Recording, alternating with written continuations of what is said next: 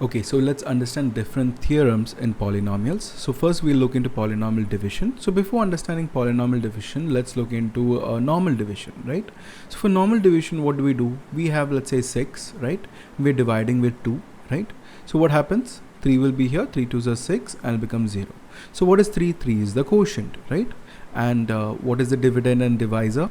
We have 2 as the divisor, right? And 6 as the dividend, and we have the remainder, correct?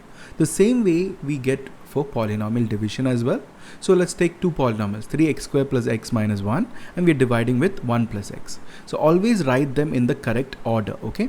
So 3x square plus x minus 1, yes, this is in the correct order. Is this in the correct order? No, it should be x plus 1. So write it as x plus 1, okay? So what do we have now? We have x plus 1 into what? X plus 1 into 3. So 3 into x is 3x, but we need 3x square. So 3x into x will become what? 3x square, right? So we'll write 3x square. Now 3x into what? 3x into 1 is also there, right? So you are actually multiplying 3x with x plus 1. So what do we get? We'll get 3x square plus 3x, right? So we got that. So there is a small mistake here. What is it? It should be 3x, right? So now what happens? Now it will become minus 3x plus x. It is minus 2x. Bring the minus 1 down. It is minus 2x minus 1. Now I will multiply with minus 2. Okay. So when we multiply with minus 2, what happens? It will become minus 2 into x plus 1. What happens? Let's see. Minus 2 into x plus 1 will become minus 2x minus 2. So we have minus 2x minus 2 here. Perfect. Now we'll subtract. So when you're subtracting, sign changes. So it is minus 1 plus 2. So 2 minus 1, your answer will be 1. So what is your remainder here? Your remainder is 1. What is your quotient? Your quotient is 3x minus 2. What is your divisor? It is x plus 1. What is your dividend? 3x square plus x minus 1. So this is dividend is equal to divisor into quotient plus remainder. We have learned this before. This applies to polynomials as well. So you can also write this as, let's say p of x is dividend, okay? It can be g of x is the divisor, right? Into q of x is the quotient, okay? Plus r of x, that is the remainder. You can also write it in this form, okay? This is the division algorithm, you can say, or Euclid's division lemma we have learned. So that same logic applies here. So we can write dividend is equal to divisor into quotient plus remainder. The same form can be written as polynomial functions as well. P of x is equal to g of x into q of x plus r of x. So we understood how polynomial division works. Now let's understand how we can find the remainder without that division. So the division takes a lot of time, correct? So we can use that. We have a remainder theorem which will help us find the remainder faster. How do we do that? So let us find the remainder by remainder theorem. We'll see how it is. When dividing p of x by g of x, what happens? First, let's find the 0 of g of x, okay? Let 0 of g of x be a. So let's try to find g of x be with finding the 0, okay? So how do we do this? Let's find the 0 of g of x. So g of x is equal to x plus 1, okay? We are dividing with this number. So g of x is equal to 0, x plus 1 is equal to 0, x is equal to minus 2. So this is the 0 of g of x, right? This is the 0 of g of x. That was the first statement, right? Find the 0 of g of x. Find the 0 of the divisor. Okay, we got x is equal to minus 1. Now find the value of p of a, right? Put that 0 as the input value to what? The p of a, that is the dividend, right?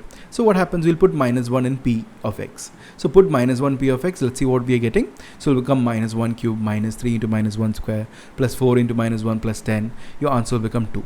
So 2 is the remainder. It's as simple as that. I'll re-explain. First find the 0 of g of x. Let 0 of g of x be a. Then find the value of p of a. P of a will be the remainder.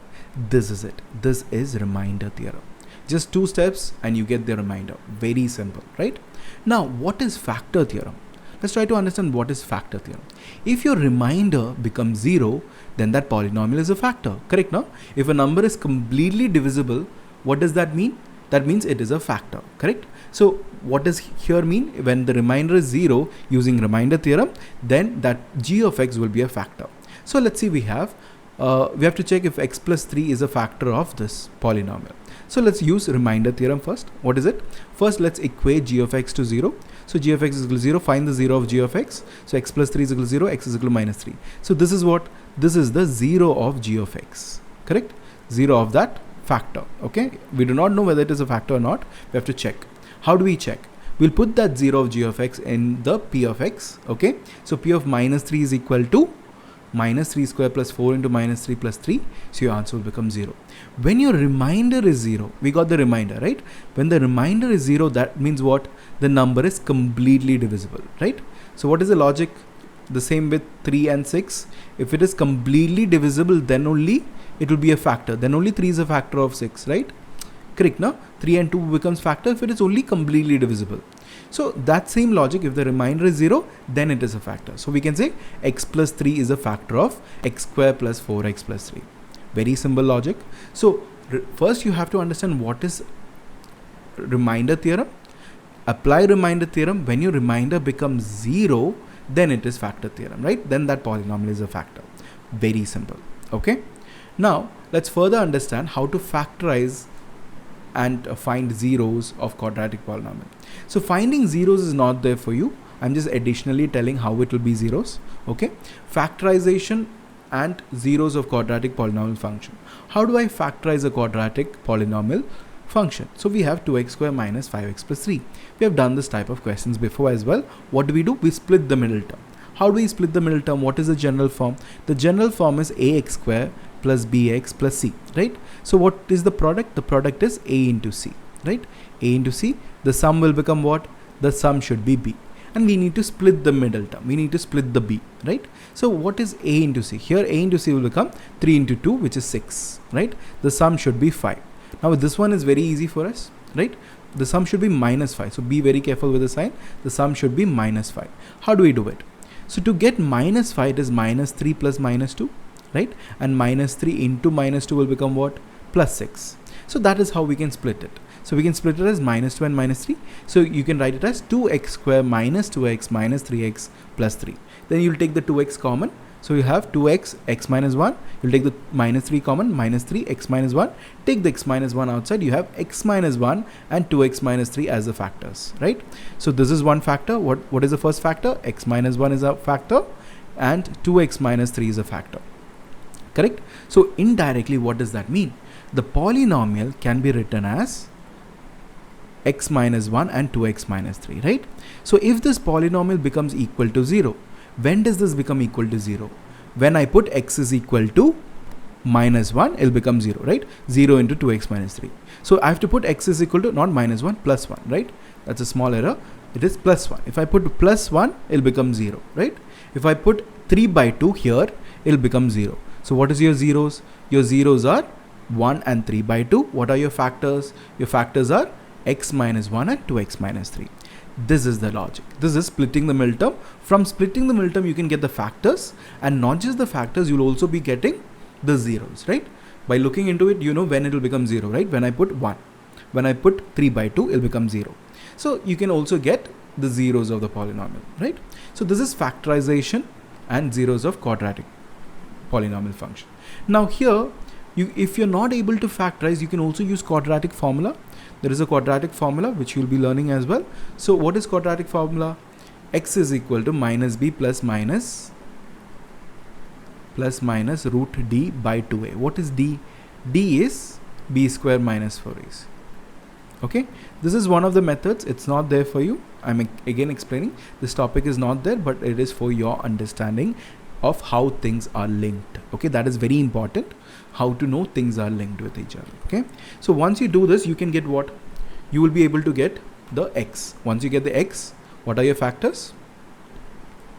You can get the factors also. Now you can write this as x minus 1 plus root 6, right? This is one of your factors. What is your other factor? Because we got the 0. What is the other factor? X minus 1 minus root 6. Again, this is not there. It's just for you to visually understand how things are linked. This topic is also not there. All you need to understand is how factor theorem works, how factorization works, right? What is factor theorem? What is remainder theorem? How division works, polynomial division, and you need to know how to factorize a quadratic polynomial. This factorization, splitting the middle term, is needed. Okay, this logic should be learned. What else is there? The factorization using quadratic formula is not there. Okay, it is for you to just understand. Okay, again I'm repeating, this topic is only for you to understand. So we get the two factors. So this is just another way, but don't use this, okay? Only use factorization for the time being. Okay, splitting the middle term, factorization for the time being. Okay, so next we have factorization and zeros of cubic polynomial function. So we have identities. You can use the identities or grouping to factorize the values. So let's find the factors and zeros of the cubic polynomial function. F of y is equal to y cube minus 2y square minus y plus 2. So f of y is what? Equal to 0. Equate it to 0. Find the factors. So y cube minus 2y square minus y plus 2. You can find a common in that. Y cube and 2y square. What is common? We have y is common, right? What is common? Y is common. So when y is common, or y square is common, y square is common, right? So y square is common and it's outside, and we have y minus 2, minus 1 you can take common, and we have y minus 2. So y square minus 1 and y minus 2. What is y square minus 1? A square minus b square. What is a square minus b square? A plus b into a minus b, right? So like this you can find the factors. What are your factors? Your factors are y plus 1, y minus 1 and y minus 2. What are your zeros? 1, minus 1 and 2. So this is how you can find for cubic polynomial, okay? And when we do the questions, you can understand how to do it easily as well, whether it is which factors to take, which zeros to take. There is a trick here which we'll be discussing in the exercises, okay? Alright. Then we have the identities, the basic identities: a plus b the whole square, a minus b the whole square, x plus a into x plus b, a square minus b square. These identities are very important, right? Then we have the cubic polynomial identities. A plus b the whole cube is a cube plus 3a square b plus 3ab square plus b cube, right? And when the minus sign comes, also that identity. Then we have a cube minus b cube, that is a minus b the whole a square plus ab plus b square. Then we have a cube plus b cube, which is a plus b the whole a square minus ab plus b square. So these are the important identities. We also do have special identities in this topic. So when we do the questions, you'll know how to use them and when to use them. So please look into the exercises and please look into the important questions which we will be discussing, okay? Then we have special identities. This is very important. So one of the special identities is, there are two special identities, two special type of questions you will be coming up with. So these two special questions will be using these two identities. So it's very, very important, okay? This is important for you guys. So let's try to understand how this came about, right? What is a plus b plus c the whole square? Very simple. You can write a plus b plus c the whole square, right? You can do like this, where b plus c is the b part, right? That is what? A square plus b plus c the whole square plus 2ab, right? So 2 into a into b plus c. So what happens now?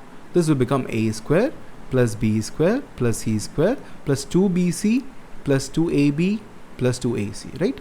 That's easy to remember now. This is how you can remember this formula. You have to also remember this formula: a cube plus b cube plus c cube minus 3abc is equal to a plus b plus c the whole into a square plus b square plus c square minus ab minus bc minus ac, okay? Now what happens here if a plus b plus c is 0? If a plus b plus c is 0, the entire right hand side becomes 0. Then you can take the minus 3abc to the entire right hand side becomes 0. Then you can take the minus 3abc to the right hand side, it becomes plus abc. So if a plus b plus c is equal to 0, then a cube plus b cube plus c cube is equal to 3abc. We'll do this certain type of question. There are around 3 questions that is important. So we will be looking into those 3 questions towards the end, okay? All right. So next, let's start with the exercises.